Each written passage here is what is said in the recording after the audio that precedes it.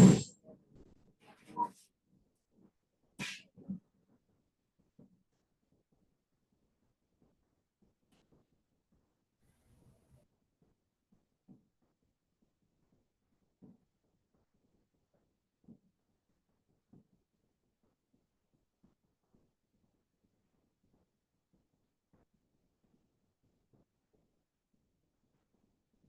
buenas noches a todos. Creo que ya podemos iniciar. Son las 7:05 de la noche.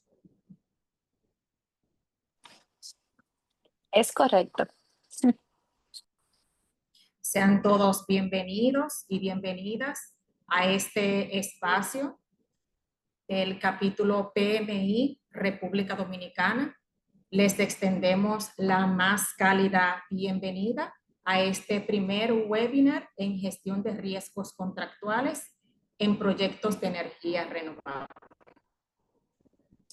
En este webinar se presentará cómo una correcta estructuración contractual permite identificar, asignar y mitigar riesgos técnicos, financieros, regulatorios y operativos, favoreciendo de esta forma la viabilidad y sostenibilidad del proyecto. En estos momentos, agradecemos y saludamos a todos los miembros de la Junta Directiva y de la Junta Extendida, aquí presente nuestro champion de la comunidad energía, Carmelo Medina. De manera distinguida queremos agradecer la presencia de todos los miembros de la comunidad energía y a cada uno de ustedes en esta noche. Para nosotros es muy importante compartir un poquito de lo que es el capítulo PMI República Dominicana, sobre todo para aquellos que nos acompañan por primera vez en la noche de hoy.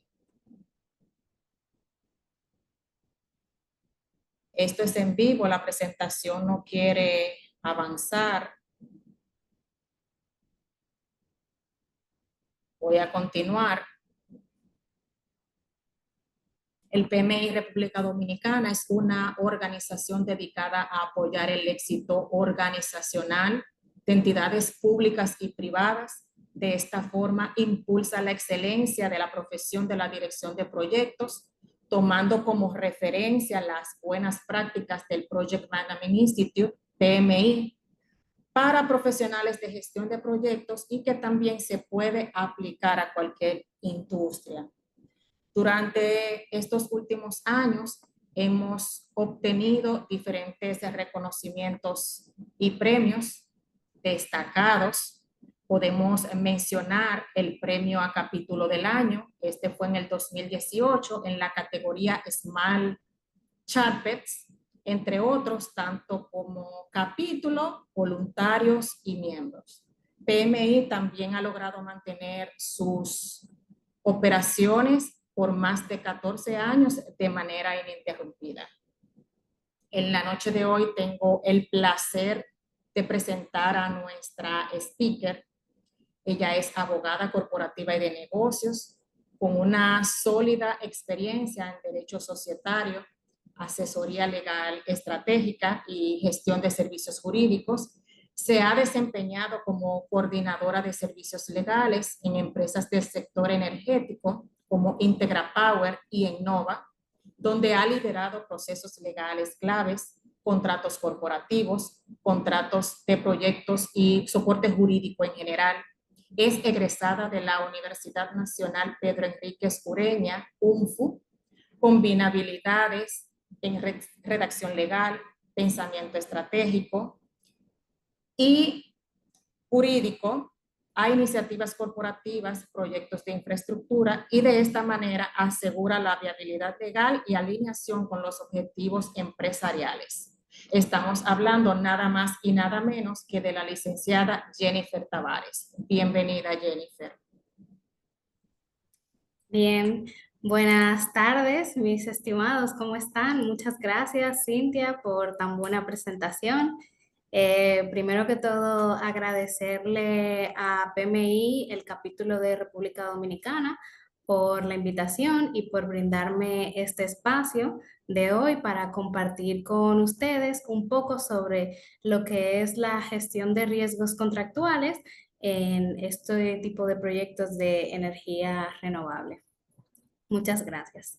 Básicamente, el objetivo general de este encuentro y lo que me gustaría brindarles a ustedes es que todos los profesionales de la gestión de proyectos y todo el público general que está aquí presente pueda obtener herramientas prácticas y estratégicas para identificar, asignar y mitigar riesgos que suelen ocurrir en este tipo de proyectos que pueden ser tanto técnicos como financieros, regulatorios y operativos.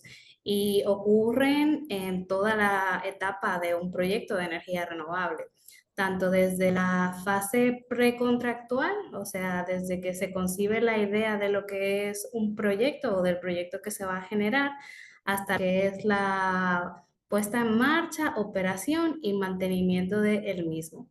Y lo que quiero es que a partir de aquí puedan ir con la idea de estructurar iniciativas más resilientes y sostenibles a través de los contratos cuando estén manejando este tipo de proyectos. Entonces, entrando ya un poco en materia, me gustaría hablarles sobre lo que es la estructura de un proyecto de energía renovable y su vínculo con la gestión de riesgos contractuales. Entonces, para comenzar, tenemos como que los tres grandes aspectos desde mi punto de vista y como yo los clasifico, que sería para mí iniciando en el lugar en el que se va a desarrollar el proyecto. Este es donde se define el sitio y con eso es que inicia todo proyecto. Tú primero necesitas saber dónde lo vas a instalar, dónde lo vas a desarrollar, necesitas definir dónde se va a decidir concebirlo para así comenzar a iniciar todos los aspectos de regulatorios, ambientales, sociales, técnicos que van a acompañar el proyecto en todo su ciclo de vida. Para mí ese es el primer elemento. Luego podemos entrar ya un poco con el desarrollo una vez que tenemos identificado el lugar del proyecto. Y básicamente la fase del desarrollo de un proyecto de energía renovable es donde se tramitan las concesiones necesarias por las entidades del Estado, las licencias necesarias y los permisos para una ejecución legal del proyecto que esté avalado por el Estado o la entidad legal correspondiente. Luego de que pasamos por la fase de desarrollo, la fase de desarrollo se termina formalmente cuando lo dejas en estado de ready to build. ¿Qué es el ready to build? Un listo para construir. Cuando tú le entregas al propietario de un proyecto de energía renovable, un proyecto en el que se pueda dar, como quien dice, el primer Picasso. Entonces, en esta fase de construcción y OIM, la fase de construcción inicia básicamente con la ingeniería, la procura y la construcción, y aquí es donde toma mucho protagonismo el contrato de EPC, y es donde queremos asegurarnos de definir bien el alcance de cada una de las partes involucradas, definir los plazos, las responsabilidades del montaje, del traslado de los equipos, la puesta en marcha de la planta y finalmente la interconexión. Y es aquí donde debemos de centrarnos en delimitar todo eso porque ya en esta fase cualquier retraso o cualquier riesgo mal gestionado puede implicar un sobrecosto o una pérdida de la rentabilidad esperada del proyecto. Y finalmente, lo que yo concibo como fase final es ya la fase de operación del proyecto cuando se ha puesto en marcha y está generando ingresos y se mantiene a través de un mantenimiento constante, de un mantenimiento correctivo y predictivo. Entonces, básicamente, esos son los elementos principales y un poquito del preámbulo para entrar al vínculo con la gestión de riesgo contractual, porque ahí es donde se van a gestionar en estas tres diferentes etapas. Dicho lo anterior, pasamos a qué es un riesgo y cómo se traduce un riesgo dentro de un contrato. Contractualmente, un riesgo es una desviación potencial respecto a cualquier cosa que tú tengas planificado sobre cómo debe de salir el proyecto. Esto es algo que te afecte el resultado, un costo, un plazo que tengas previsto, un cronograma. Entonces, básicamente, contractualmente, tú traduces un riesgo y lo conviertes en una obligación, en un contrato, un evento de fuerza mayor, puede ser una causa de terminación. Por eso es importante identificarlos a tiempo para saber cómo manejarlo y dónde ponerlo dentro del contrato. Eso es para mí casi igual de vital que conseguir los fondos para desarrollar y construir el proyecto. El poder identificar y saber dónde lo vas a ubicar el riesgo y cómo lo vas a traducir contractualmente. Entonces, habiendo visto lo que es un riesgo, conociendo cuáles son las partes de las etapas de un proyecto de energía renovable, ahora vamos a pasar a hablar de los tipos de riesgos en proyectos de energía renovable. Ya que cada etapa del proceso trae su propia batería de riesgos y algunos de los más comunes para mí, con los que yo me he encontrado y que he podido identificar, son estos 5, que suelen ser técnicos, financieros, regulatorios, operativos y los riesgos sociales. Básicamente, errores técnicos o riesgos técnicos pudieran ser errores en el diseño del proyecto que generen un sobrecosto, fallas en las tecnologías, y con esto me refiero tanto como a los equipos que se están preveyendo para la construcción del proyecto, que pueden tener fallas de fábrica, como a durante la concepción del proyecto, equipos que tú contrates y puedan fallar y no haberse preveído la sustitución del equipo y que esto genere un sobrecosto porque ese riesgo esté mal gestionado y no se sepa de quién es la responsabilidad de responder. Condiciones del terreno no previstas que pueden generar un riesgo que se puede traducir en un costo para el propietario del proyecto, dependiendo de quién tenga que gestionar el asumir si las condiciones de un terreno son adecuadas o no para desarrollar un proyecto. Dentro de los financieros, tenemos riesgos con los sobrecostos. ¿Qué es un sobrecosto? Cualquier cosa que yo no haya planificado, que esté fuera de mi presupuesto. Todo lo que esté fuera del presupuesto es un sobrecosto. Retrasos en la gestión del financiamiento que me genere por X situación o Y del mercado condiciones de intereses peores o que me genere una inflación que no tenía contemplada. Esos son los riesgos financieros dentro del proyecto.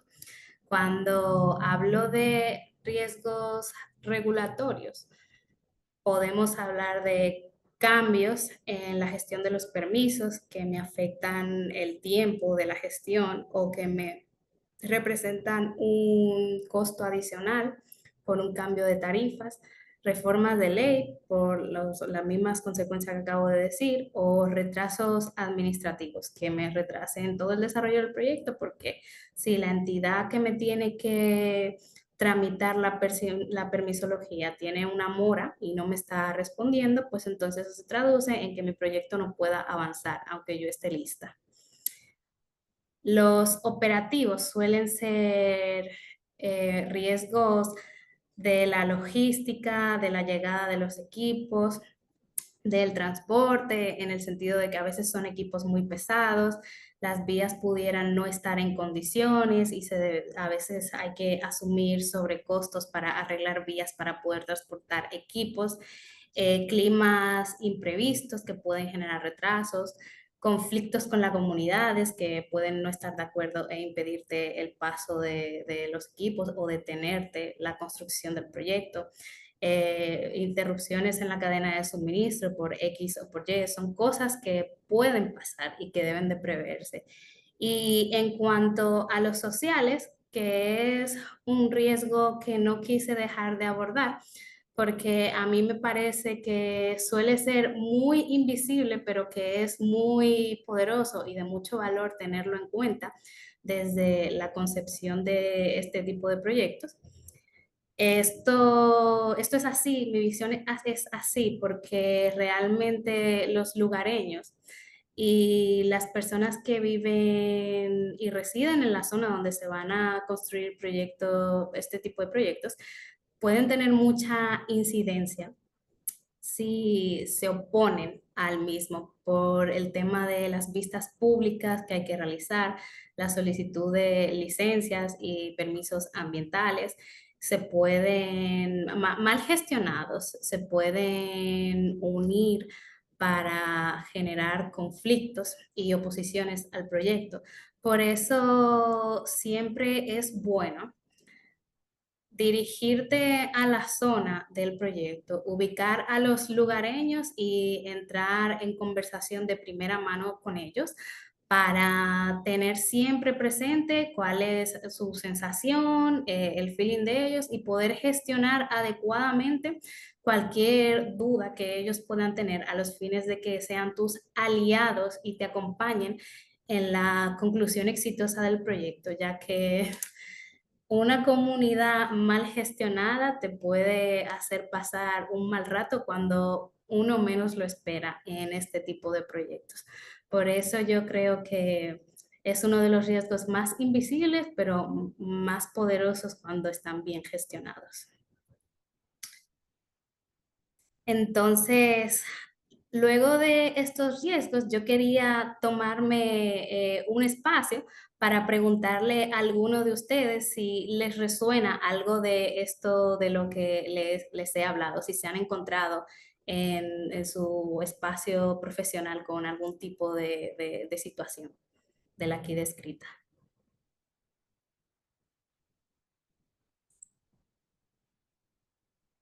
Tan tímidos. No peleen por responder, ¿eh? Sí, saludos, ¿me escucha? Sí, Ahora mismo hay una obra que está en popa porque la comunidad está en contra, porque el gobierno va a tomar un pedazo de un jardín público, eh, y eso está en, en que sale en los periódicos y todo eso, y eso es un ejemplo de lo que tú mencionas ahora mismo. que te ha generado conflictos por no haber No, gestionado. a mí no en lo personal, sino al gobierno. Ah, Y está en la exacto. noticia y eso hace relación con lo que tú dices del riesgo cuando la comunidad está en contra, se complica la cosa. El gobierno ha hecho publicaciones con respecto a eso y ahora no está en eso el país. Muchas gracias por compartir. Juan Mejía, por favor. Buenas noches, Dios bendiga, ¿se escucha? Sí, Ok, gracias por la oportunidad de hacerme parte de esta importante actividad. Y yo tengo una pregunta. Como ingeniero industrial hay una asignatura que se basa en evaluación de riesgo. Yo sé que en base a lo técnico y lo financiero, las evaluaciones son cuantitativas. Ahora, ¿cómo se evaluarían los riesgos regulatorios, operativos y sociales si son temáticas cualitativas, que son más de percepción? ¿Cómo se hacen esas evaluaciones? sí, de eso vamos a pasar a hablar un poquito más adelante, pero te adelanto. Básicamente, antes de iniciar cualquier proyecto, aparte de un estudio de prefactibilidad donde analizas todo esto, hay que alimentarse sobre la base de una matriz de riesgo. Y esa es una de las herramientas contractuales o precontractuales de las que vamos a hablar que nos pueden ayudar a gestionar estos riesgos, porque a partir de la información que ya tenemos disponible, de las lecciones aprendidas de otros proyectos, realmente debemos de trabajar con matrices de riesgo. O sea, todo esto es a partir de los contratos, tú los trabajas con matrices de riesgo. Tú te sientas, tú evalúas el riesgo, lo clasificas, se lo asignas a alguien y a partir de ahí tú tomas una decisión informada. Y la persona encargada del riesgo en cuestión, a veces un ingeniero o la persona de turno debe de evaluar cuantitativamente cuánto va a representar ese riesgo si se manifiesta. Entonces, esa es una herramienta para poder mitigar riesgos. Adelante, Mil Augusto. gracias por la muy interesante. Sí, buenas tardes. Hola, buenas tardes. Eh, Algo que no veo ahí en tu tipo de riesgos es la seguridad. Por lecciones aprendidas, soy gerente de proyecto y he trabajado en varios proyectos a gran escala, donde son en comunidades lejanas a la ciudad o lejanas a los pueblos por el tema Sí, del costo del terreno. sí, Y hay que tener en cuenta la parte de la extorsión. ¿A qué te digo la extorsión? Donde sí, líderes sí, comunitarios investigan, ven, ahora con el Internet, buscan el nombre cuando salen en los periódicos y ven que son empresas multimillonarias y se unen como comunidad y le ponen todo tipo de trabas y exigen cosas que se van más allá. Luego de que se unen y estas empresas dan su brazo a torcer, no es lo mismo exigir que me hagan una cancha, que me hagan un hospital, que me hagan una clínica rural. Exigen que se le emplee personal de la comunidad. Y ahí hay que tener mucho cuidado, porque esos son los primeros que empiezan a robar dentro del proyecto. Me pasó una que la mayoría de los seguridad eran personas locales y ellos mismos fingían sus secuestros y robaban rollos, pero te estoy hablando rollos, más de $300,000 en rollos sí. de cables.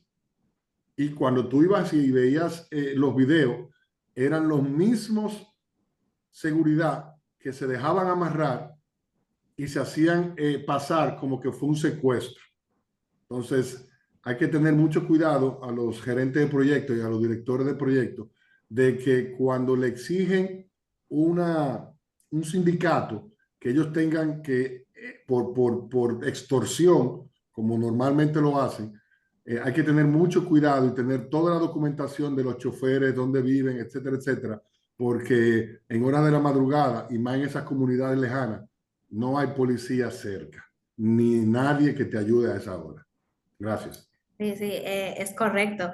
De verdad, muchas gracias a usted. Excelentísimo aporte. De hecho, he sabido y es conocido que en este tipo de proyectos ya hay mafias operando que se aseguran de investigar cuáles son los próximos proyectos, dónde van a ser y se organizan para realizar robos dentro y pueden ocurrir altercados que te retrasan el proyecto, que te generan situaciones. Por eso también va, con el tema de las extorsiones, va un poco más ligado de tú tener contacto con la comunidad desde un primer momento, porque si tú no desamparas a la comunidad, pues es un poco más difícil que la comunidad te extorsione. Eso es cuando tú, normalmente cuando sueles ignorar a la comunidad y bueno, ya llegan estos malhechores y se aprovechan. Y sí, pero eso suele pasar mucho, que se asocian. Y una forma de gestionar este riesgo de seguridad sería básicamente trasladando en un contrato la responsabilidad. No es que el riesgo va a desaparecer, no es que la actuación o la ilegalidad no se va a realizar, lo van a hacer. Sin embargo, este riesgo tú lo gestionas trasladándole la responsabilidad de la seguridad a otra compañía que en el caso de que se produzca el robo, pues va a tener que responder porque se supone que tiene que garantizar la seguridad del proyecto. Y así es que se suelen mitigar un poquito este tipo de cosas. Me gustaría seguir continuando con todos ustedes, pero todavía falta. Si quieren las dejamos para el final, apúntensela las preguntas y al final de la presentación volvemos a retomar, que va a haber un espacio para más preguntas. Muchas gracias por la participación, excelentes aportes. Entonces, ahora vamos a pasar y a entrar un poco más en materia con los principios claves para una asignación eficiente de riesgos. ¿Y a qué me refiero con principios claves? Es a lo mismo que decía antes, no se trata simplemente de tú hacer un contrato y ver un riesgo y dárselo al primero que se te ocurra, no. Una asignación eficiente de riesgos se basa en tú sentarte y preguntarte quién está en mejor posición para mitigar el riesgo o prevenirlo, o sea, para asumirlo monetariamente si ocurre. ¿Quién controla el evento del riesgo? O sea, ¿quién es la persona que está ahí? Ya sea de manera material o de manera ficticia, con un seguridad de los viejos, pero que al final se ocurre algo, ¿quién es que me va a asumir el riesgo? ¿Quién tiene incentivos para evitar su materialización? Y ahí nos vamos con el tema de los retrasos. Ya puede ser por bonos por cumplimiento o por penalidades por no cumplimiento. Y cómo impacta financieramente el riesgo, que esto ya es un tema de entrar a hacer una matriz que sea cuantitativa en cuanto al riesgo. Aquí lo ideal, desde mi perspectiva, es identificarlo bien, negociarlo con claridad en los contratos y documentarlo con precisión. Y también de esto mismo que digo, puede surgir la pregunta de cómo podemos nosotros identificar todo esto que estoy diciendo a tiempo. Entonces, aquí es donde van a entrar las herramientas y las metodologías para identificar un riesgo.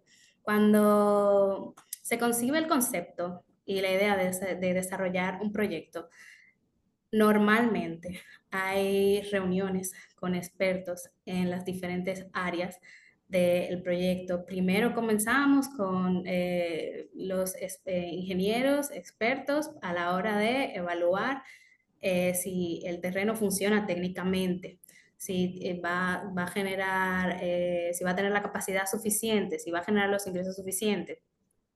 Y dependiendo de lo que se esté evaluando el proyecto, se involucra a distintas personas, distintos profesionales, para que te puedan dar información sobre el área en cuestión que se va a tratar del proyecto.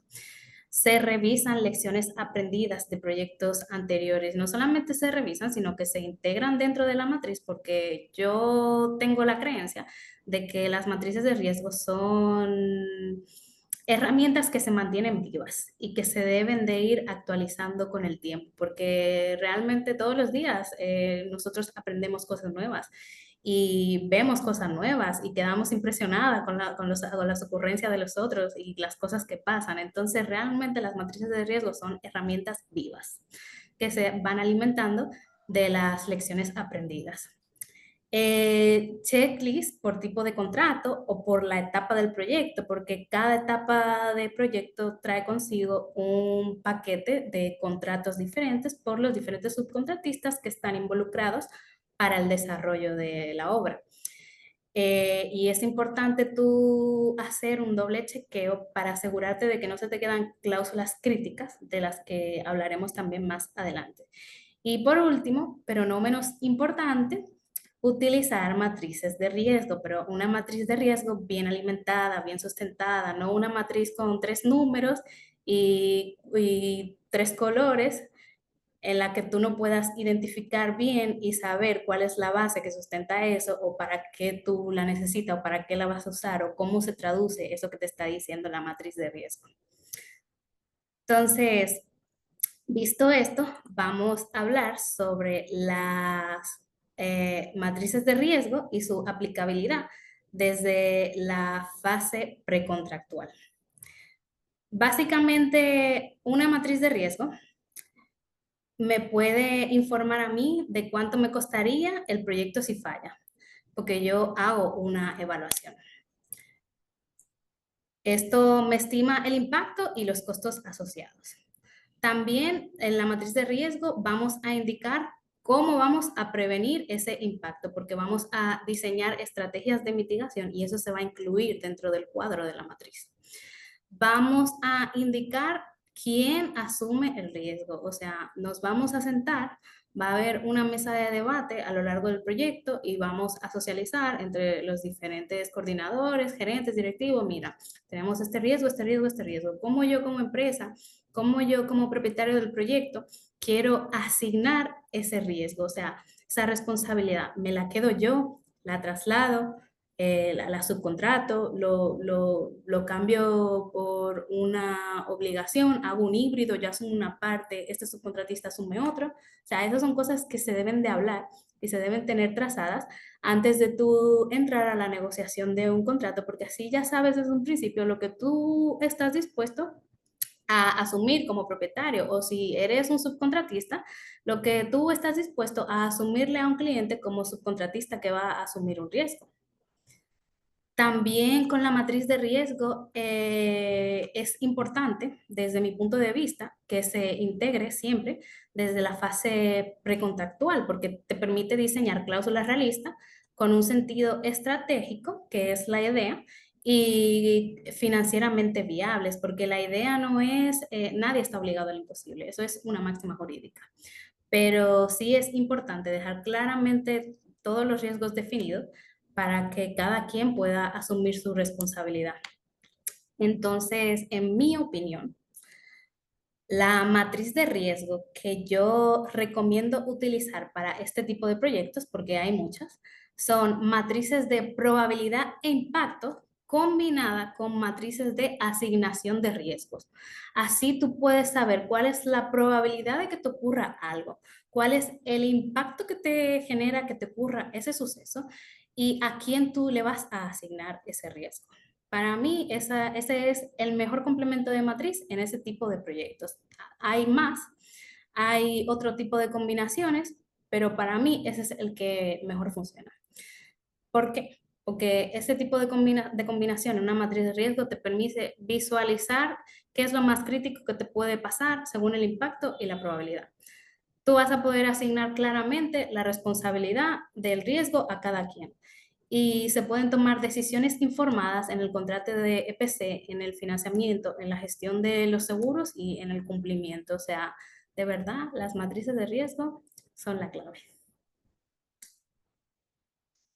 Entonces, visto esto, quiero hablarle un poco sobre las cláusulas esenciales que pueden surgir en los contratos sobre la base de yo utilizar la herramienta de la matriz de riesgo, aparte de las reuniones con expertos, las revisiones de lecciones aprendidas, los estudios de factibilidad y todo eso. O sea, tienen un propósito y cuando tú utilizas una matriz de riesgo, la matriz de riesgo se traduce en cláusulas contractuales porque se supone que están para usarlas y tú las usas a través de mitigar y tú mitigas a través de generando obligaciones pactadas entre las partes.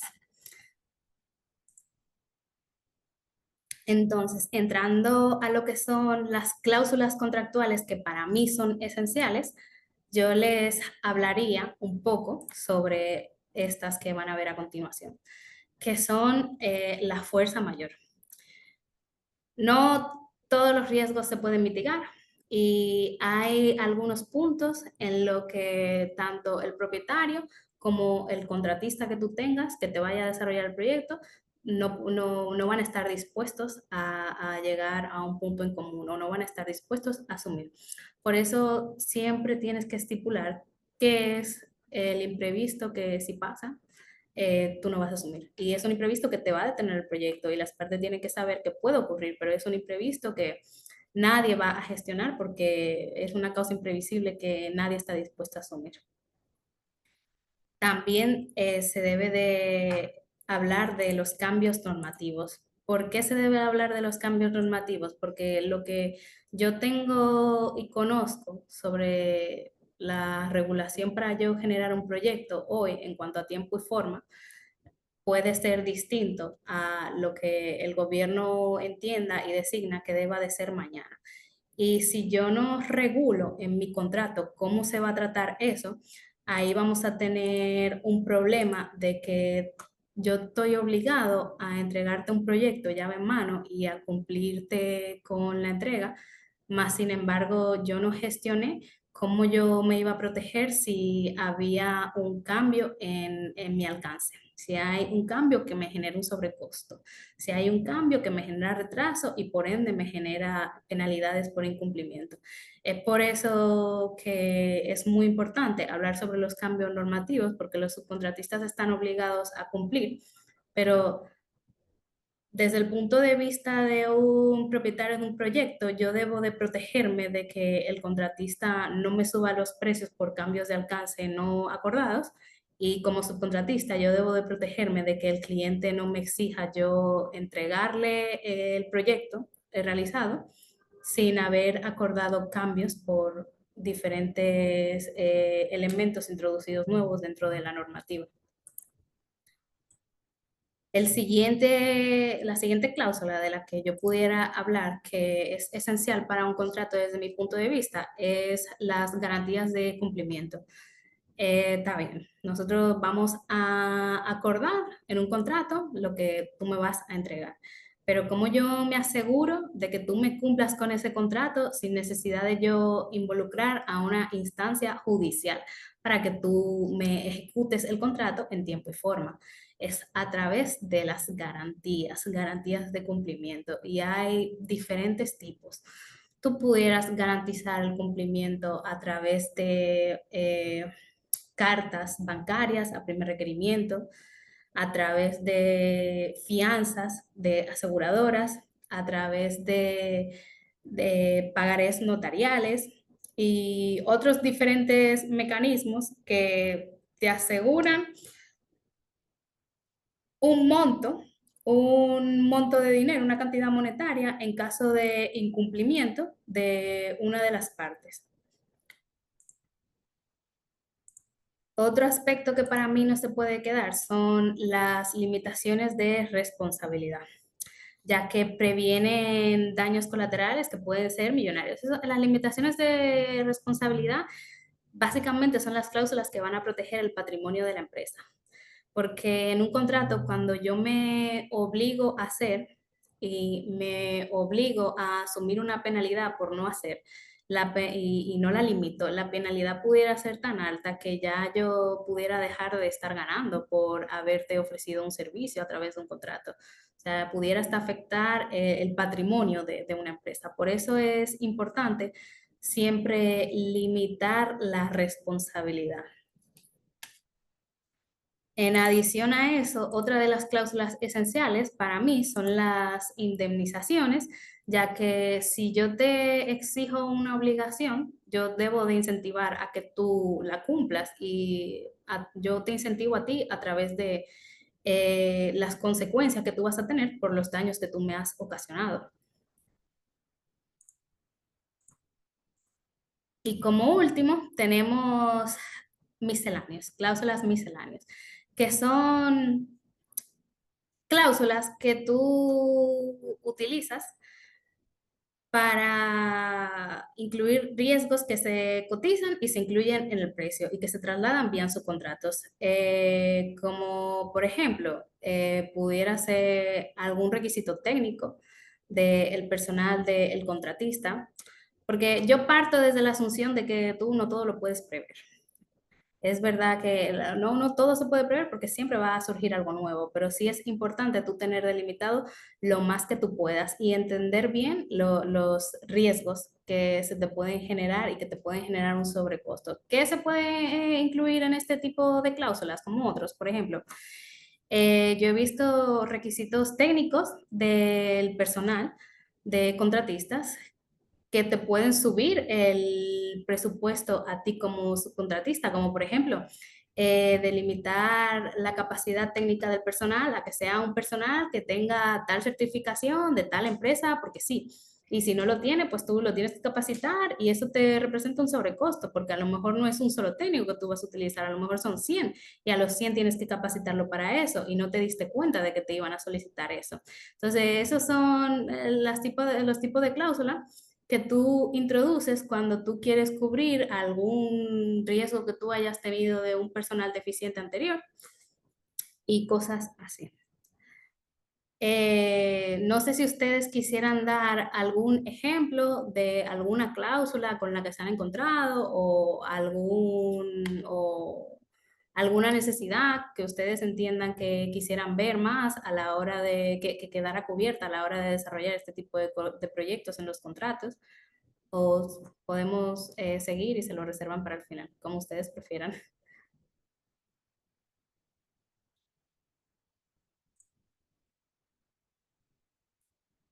Adelante, Gabriel. Sí, cláusula de seguridad, cumplimiento, caso de incidente, para limitar el fallo o accidente. Sí, se pueden incluir, aunque normalmente aquí, por lo menos en República Dominicana, todo lo que tiene que ver con responsabilidad civil no se suele limitar por un tema de dar, porque la responsabilidad civil son los daños a terceros que tú provocas por tu omisión. Entonces, es un tema de hasta de ética. Lo que tú omitiste, tú lo debes de cubrir. Adelante, Denise. Buenas, hola a todos.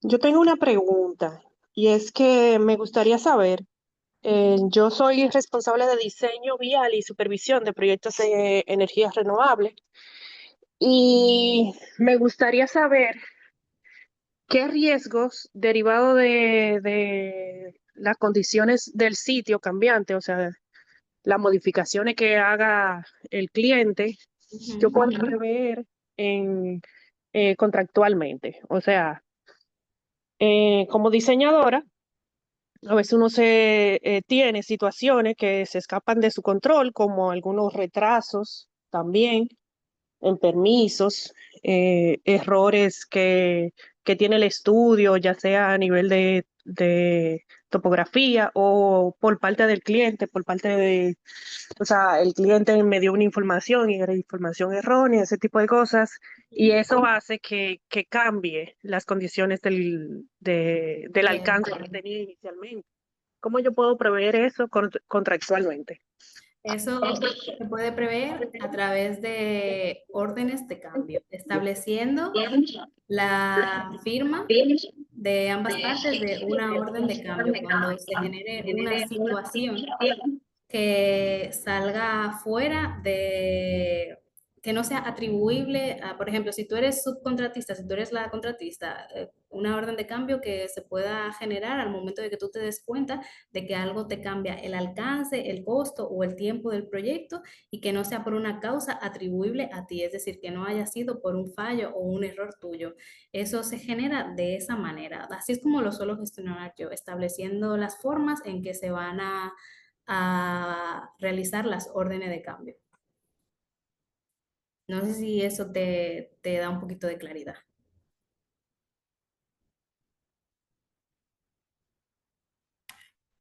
Vamos a asumir que sí. Adelante, Jorge. Sí, muy buenas tardes a todos. Mira, muy bueno el comentario de Jennifer y qué bueno que ya está del lado del EPC. Muchas veces en los contratos se definen lo que son cuando el owner o el dueño entrega la información, pero está haciendo un contrato EPC, muchas veces hace cláusulas en las que hace no rely upon information o información en la que el contratista la toma como referencia y debe él de hacer los estudios del lugar y cualquier variación que exista basado en esa información que entregó el dueño, protege al dueño en caso de que cambie. Por ejemplo, si yo te estudié un estudio geotécnico como dueño y el contratista lo asumió y la condición del sitio cambia, si el owner tiene cláusulas que lo protege contra esas variaciones, el contratista no tiene derecho a reclamarlo, porque el owner está protegido con esa cláusula de no rely upon information. Mira, yo te doy toda esa información, pero es tu responsabilidad hacer los estudios del lugar y los levantamientos del lugar. Y muchas veces los contratistas se protegen contra eso si no conocen mucho el sitio. Tratan de que, oye, mira, ese sitio es tuyo, tú me estás dando información, yo para asumir ese riesgo, yo necesito que tú me des información clara. Pero lo importante es que las informaciones de referencia que va a utilizar el contratista estén claras en las especificaciones técnicas o en el contrato de la obra, para que si varía o no, saber a qué parte corresponde ese riesgo. Es correcto. Y establecer en el contrato quién se va a encargar de asumir ese riesgo en el caso de que se materialice que la información que te dio el propietario o el contratista que el propietario contrató para generar esa información esté mal. Porque si esa información está mal, realmente se va a generar un sobrecosto para llegar a una solución de esa información. Entonces, en el contrato hay que definir quién va a asumir ese sobrecosto. Y si tú no lo defines, automáticamente por default, quien está encargado de entregarte el proyecto llave en mano es el contratista. Entonces, a quien le toca asumirlo es al contratista porque no dijo nada, al menos que tú hayas definido en una cláusula una orden de cambio por X o Y motivo. Adelante, Augusto. Sí, ahí con los daños colaterales, trabajé en 2 proyectos y una recomendación a los directores y gerentes de proyectos. Cuando el cliente le haga o le den los estudios geotécnicos, geológicos o los hidrológicos, hay que tener muy en cuenta que los sectores donde lo hagan depende del tamaño del terreno. Hubo uno en Barahona que se hicieron los estudios hidrológicos, muy bueno, todo excelente, pero nunca contemplaron los 3 o 4 días de lluvia que normalmente pasan aquí y todo el parque se inundó. Meses después, entonces, en ninguna cláusula, en ningún contrato, los estudios hidrológicos dieron excelente y se compró buen terreno, buen precio, pero a los daños cuando los ríos se desbordan, nunca los contemplan. Y con los hidrológicos, perdón, los geotécnicos o los geológicos, también hay que ver la capa freática, tanto para la permeabilidad del suelo y cuando tú hagas el pull-out test, ya sea si lo vas a hacer por pilotes o si lo vas a hacer con concreto, también tienes que chequear muy bien, porque recuerden que los paneles, dependiendo del grado que se le den y cuando se meten esos vientos de tormentas huracanados, eso es una vela. Entonces, si se hacen unos estudios, como le decían aquí, bueno, bonito y barato, porque no tengo presupuesto, puede ser que la vela termine o la cama de los paneles solares terminen en Cuba o en el Golfo, dependiendo de dónde lo instalen. Hay que tener mucho ojo y ponerlo en los contratos.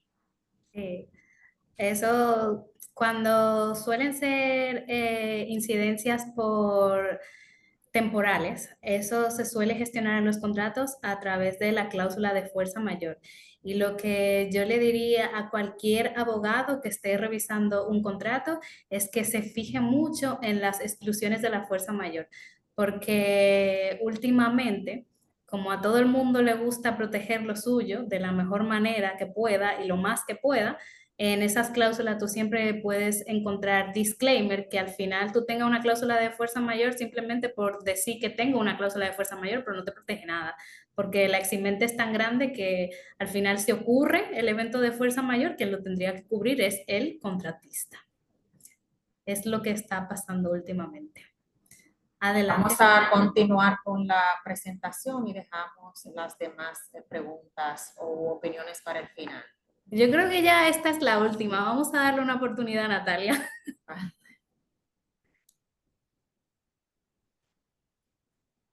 Bueno, pues parece que se le quedó. Continuamos. Hola, ¿me escuchan? Sí. Gracias, Jennifer, por la oportunidad y gracias por compartir tu experiencia con todos nosotros en este espacio. La verdad es que quería hacer como 2 acotaciones porque me hizo mucho sentido las preguntas que te hicieron anteriormente respecto a la parte de diseño, que son riesgos que se tienden a materializar bastante por la parte de gestión de proyectos que está asociada a ingeniería y que muchas veces, por, como bien han dicho compañeros anteriores, no hacer estudios detallados ni invertir realmente en algo que es tan relevante, pues se materializan riesgos en la ejecución que después pueden costarnos muy caros. Así que yo creo que trayendo tal vez como una mirada más allá de lo que hemos podido estar viendo hoy, yo creo que los contratos, más allá que estemos desplazando un riesgo a una u otra empresa, entiendo que el contrato debe ser visto como una protección para ambos, ¿no? De una manera común, porque son cláusulas que nos comprometen y que generan fronteras y oportunidades dependiendo de la madurez con la que estemos trabajando a nivel profesional y estemos gestionando esos riesgos. En el caso justamente de la parte de diseño, me gustó mucho que comentaras el tema de la gestión de cambios, porque normalmente en contratos no tendemos a ser tan astutos o eficientes al colocar cuáles son los entregables que por cada etapa del proyecto o cada hito del proyecto se van a estar asociando a todos a todas estas cláusulas, ¿no? Y yo creo que esto es un vacío legal que puede generarse en algún momento a la hora de que nos levanten una posible no conformidad por no cumplir con tal vez determinados entregables que pueden estar asociados a temas logísticos, por ejemplo, de equipamientos que se tienen que entregar con un número determinado de documentación y que no se entregan en forma como el cliente lo está esperando, pero tal vez no como nosotros sí necesitamos que se entregue. Entonces creo que ese punto de cómo se gestionan posiblemente esos vacíos legales de cara a tal vez el no detalle, ¿no? De cómo esos riesgos se transfieren en su totalidad, es un punto que es de interés, creo que importante, ¿no? De tocar un poquito tal vez con más detalle. ¿Qué se hace en esos casos? Cuando existen vacíos legales y tú en algún momento puedes entrar en una no conformidad si no eres tan astuto para entender que no es un riesgo que te corresponde. Eh, Gracias, Jennifer. No, gracias a ti, Natalia. Excelente aporte. Esto es correcto. Todo lo que tú no preveíste en el contrato, todo lo que tú no tenías en tu matriz de riesgo, que no lo definiste, eh, realmente es un problema, porque por este tipo de contratos mayormente siempre está elaborado para que si ocurre ese riesgo no previsto, lo tenga que gestionar el contratista desde su bolsillo, sin poder tener ningún eximente. Entonces, por eso es muy bueno fijarse y leerse todo el contrato y hasta informarse sobre problemas que hayan tenido otros proyectos o lecciones aprendidas para poder interiorizarlas y entender si hablan sobre eso en el contrato o no. Y eso que es que esto es una tertulia muy grande, pudiéramos sentarnos horas a hablar porque ni siquiera hemos hablado de quién tiene las obligaciones de adecuar el camino para que entren los camiones, de adecuar, qué sé yo, carreteras, puentes por el peso de los equipos, la ley aplicable, o sea, es realmente un gran mundo, pero el tiempo no nos da. Entonces, básicamente, esas son las cláusulas que para mí deben de manejarse en un contrato para desarrollo de este tipo de proyectos y que queden bien definidos los riesgos, o sea, que cada parte entienda hasta dónde está dispuesto a llegar, porque cualquier cambio en estas cláusulas que yo le acabo de mencionar generan dinero, o sea, sobrecosto, generan una inversión extra. Te van a reducir el margen esperado de ganancia por la contratación del servicio. Entonces, pasando a la siguiente diapositiva y entrando a los mecanismos contractuales de mitigación a través de las cláusulas, les voy a hablar sobre estas, que son básicamente mecanismos, como quien dice, tangibles. Seguros para trasladar los seguros de responsabilidad civil, porque cubren eventos imprevistos que causan daños o pérdidas. Y aquí tú le transfieres el riesgo a la aseguradora. Y además tú te aseguras de proteger el flujo de caja de tu proyecto, porque si se materializa el riesgo, quien va a responder es la aseguradora. Garantías bancarias o standby letters. Esto es casi lo mismo que el seguro, lo único que esto es a primer requerimiento. para tú cobrar un seguro, tú tienes que pasar por un proceso judicial en el que tú puedes apelar, en el que tú puedes durar años en eso para que el seguro te responda. Sin embargo, con garantías bancarias a primer requerimiento, esos fondos están en el banco y con una simple carta indicando que te incumplieron, el banco te tiene que entregar esos fondos. Entonces, con esos fondos tú mitigas el daño que te ha realizado la parte que incumplió. Bonos de cumplimiento. Esto es completamente opcional, pero es bueno tú tener incentivado a el contratista a que te acelere el proyecto y te lo entregue antes de tiempo o que por lo menos que no se atrase. Y tú lo incentivas a que se acelere con bonos de éxito y de cumplimiento y lo desincentivas a que se retrase con penalidades que se ajusten proporcionalmente a la magnitud de los tipos de proyectos que estamos hablando, para ofrecer un respaldo y que el contratista se preocupe por llegar a tiempo a la entrega. Hitos de pago condicionados, o sea, en este tipo de proyectos, estos proyectos son obras que duran meses, a veces años. Entonces, es importante que se aseguren de negociar unos hitos de pagos que estén condicionados a avances reales en el proyecto. ¿A qué me refiero? A que dentro de lo posible, traten de acordar no entregar más del 50% del proyecto cuando todavía tú estás en la etapa de avance y que los próximos hitos estén condicionados a avances técnicos reales y medibles que un ingeniero pueda certificar en campo y que sean proporcionales al avance que se ha tenido, para que no se genere básicamente para alinear el flujo de los fondos con el progreso real del proyecto y reducir los riesgos de sobrepago y los riesgos de incumplimiento. Y otro mecanismo que es, yo entiendo, muy bueno para ustedes, los gerentes de proyecto, es el monitoreo de los KPIs contractuales. Es tú agarrar el contrato, hacerte una matriz con el contrato, con todas las obligaciones, con todas las penalidades y además de tú tener en otro fichero mapeado el cronograma para tú poderle darle seguimiento sistemático a todos esos indicadores clave de desempeño que inciden en tu tiempo, en el costo, en la calidad del proyecto, en la seguridad y tú poder estar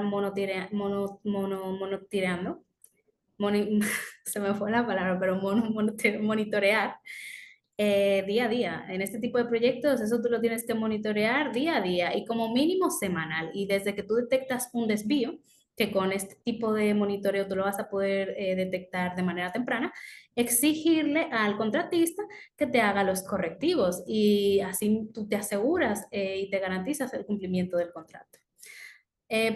Aparte de, para una resiliencia operativa, otras herramientas que para mí son útiles, actualizar periódicamente la matriz de riesgo,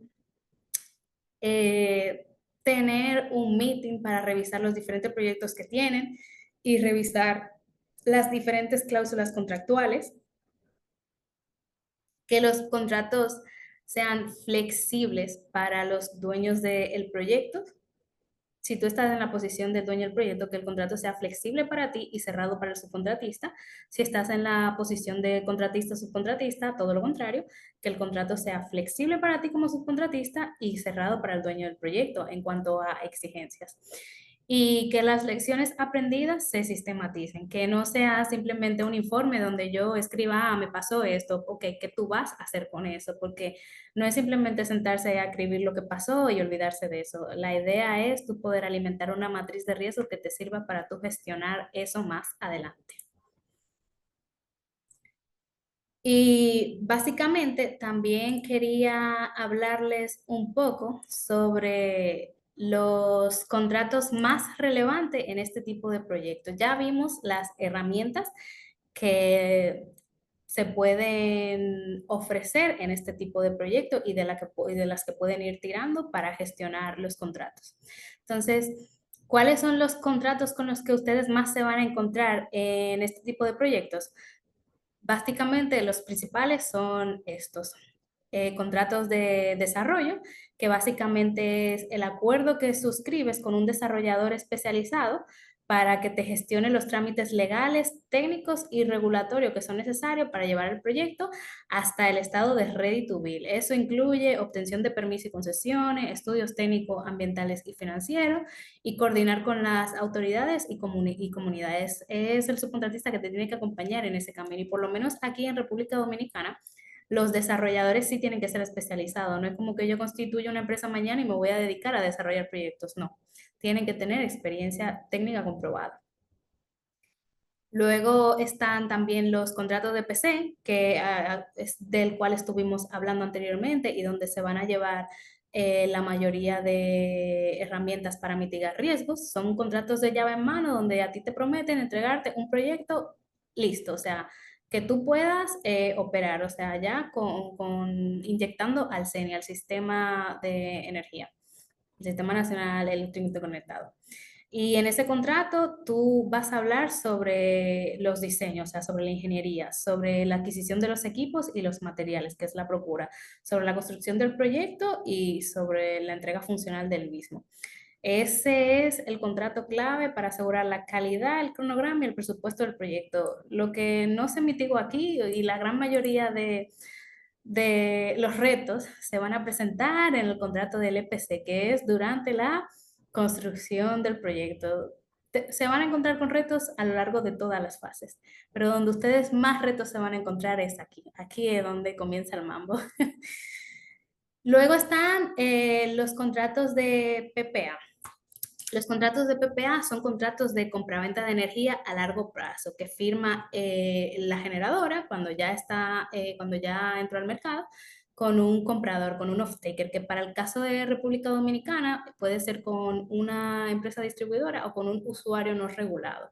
Un usuario no regulado son parques industriales, hoteles, empresas, mineras, zonas francas que tienen un consumo que supera un umbral de demanda de 1 megavatio y pueden comprar energía directamente a cualquier generador del mercado eléctrico sin intermediación de las EDES. Entonces, el PPA no es obligatorio, pero es una forma que tiene el propietario de un proyecto de asegurar ingresos estables a una tarifa fija durante un largo periodo de tiempo. Por eso muchas veces los prefieren, aunque la alternativa es el mercado spot del mercado eléctrico mayorista, en donde se compra y se vende la electricidad a corto plazo. O sea, son como que contratos a términos y el precio lo va a determinar la oferta y la demanda horaria. Así que no importa si se tiene un PPA, tú siempre vas a poder vender en el mercado spot. Lo que pasa es que no te garantiza un precio estable. Y por último, tenemos los contratos de OIM, que son los de operación y mantenimiento. Toda planta generadora tiene un contrato de operación y mantenimiento. Si no tiene un contrato de operación y mantenimiento, tiene un servicio in-house de operación y mantenimiento. Este contrato básicamente es donde te dan el servicio de la operación del parque de generación y te lo mantienen de manera preventiva y correctiva. O sea, los equipos, después de que tú los construyes, para que tengan un buen funcionamiento, para que te generen rentabilidad, para optimizar, seguir optimizando los recursos, tú debes de mantenerlos. Y eso es una condición sine qua non. Si tú no le das el mantenimiento que corresponde, el proyecto no te va a durar el tiempo que tú tenías proyectado. Entonces, siempre va a haber un servicio de operación y mantenimiento que puede ser contratado o puede ser in-house, dependiendo de la experiencia del propietario del proyecto y de su modelo de negocio. Y básicamente, eso ha sido todo por hoy. Yo de verdad espero haberles brindado un poco de luz en este breve espacio. Yo sé que es un tema muy interesante, muy amplio y muy profundo. Pudiéramos estar más tiempo aquí hablando y debatiendo sobre eso. Y espero que les haya podido brindar un poquito de luz para que vean los contratos no solamente como un requisito legal, sino como una herramienta efectiva para estructurar proyectos sostenibles, competitivos y resilientes. Y es que identificar riesgos desde el inicio y tú poder asignarlos de forma correcta y plasmarlo con claridad, para mí son la diferencia entre un proyecto exitoso y un proyecto que se puede convertir a lo largo del camino en inviable. Y por último, agradecerles a todos por estar aquí, por acompañarme en esta exponencia. Espero que se haya podido desenmarañar un poco el entramado de lo que es la gestión de riesgos contractuales en proyectos de generación de energía renovable y que sigamos generando contratos y desarrollando proyectos de energía con confianza. Y nada, por último, recordarles que cada proyecto es único y el mejor contrato es aquel que se mantiene vivo y se puede adaptar y se nutre de la experiencia, en el sentido de no el que tú firmas para un proyecto, pero sí el siguiente, o sea, aprendan de las lecciones aprendidas. Muchas gracias. Hemos aprendido un poco sobre la estructura de un proyecto renovable, cómo se gestiona y se traduce un riesgo, sobre los tipos de riesgo, las herramientas y métodos para identificar un riesgo. No sé si podamos agotar unos 2 o 3 minutos para responder, creo que 1 o 2 preguntas, porque estamos sobre el tiempo. Pueden levantar la mano.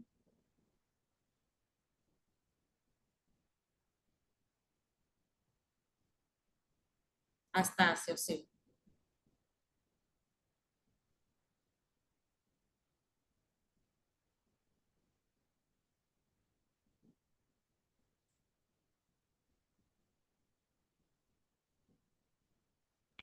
Bueno, yo creo que las preguntas... Parece, Cintia, que todo quedó claro o tienen un poco de Augusto, timidez. entonces sí.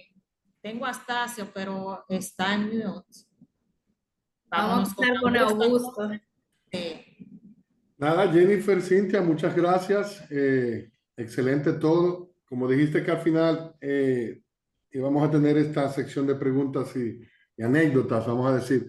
Quería recomendarles con lo de seguridad, todo lo que es almacenes de repuesto o de materiales, háganle un círculo, lo que le llaman anillos de seguridad. Un anillo de seguridad es tú tener varias capas de la protección para que así los perpetradores de tu proyecto no encuentren fácil o no entren fácil a robarte. Es todo. Excelente, anotado. En verdad, todo lo que aporten sobre seguridad es bienvenido porque por lo menos aquí en República Dominicana es un tema real que tenemos en la gestión de los riesgos del proyecto. No, creo que no hay proyecto donde, en el que yo haya participado, donde no haya escuchado por lo menos una historia de un caso de robo. Bueno, no sé si Astacio. Bueno, se fue. Si no hay más preguntas, entonces no veo más manos levantadas. Recordándoles que la presentación les va a llegar a su correo el día de mañana. Agradecemos a nuestra speaker Jennifer, excelente, de verdad, excepcional. Definitivamente muchas gracias por habernos acompañado en la noche de hoy. Y antes de despedirnos, le voy a ceder la palabra a nuestro champion de la comunidad de energía, Carmelo, para unas breves informaciones. Aquí tienen una encuesta para que nos ayuden a mejorar, a identificar posibles mejoras. También va a estar en la cajita del chat, se la vamos a dejar por allí. Carmelo, si estás por ahí. Así es, buenas noches. Jennifer, muchas gracias por compartir con nosotros tu experiencia y tus conocimientos. Tienen en pantalla el código QR para que puedan valorar la participación de nuestra invitada especial y quiero también aprovechar la ocasión para informar de nuestro magno evento, el evento que realizamos todos los años y este año estaremos celebrando nuestra 15ª edición. Me refiero al 15º Congreso Internacional de Dirección de Proyectos. Este año es prometedor, sobre todo porque tenemos invitados especiales. Tendremos la participación de nuestro CEO internacional, Pierre Lemán. Va a estar en República Dominicana acompañándonos en este magno evento que tendrá lugar en Punta Cana, específicamente en el Hotel Paradisus Palma Real, desde el 23 al 25 de octubre. ¿Y por qué usted debe darse cita a esta invitación tan especial? Bueno, porque primero PMI acompaña a las organizaciones y les ayuda a fortalecer sus procesos. Y vamos, este año, escuchen bien, este año vamos a tener más de 14 conferencias.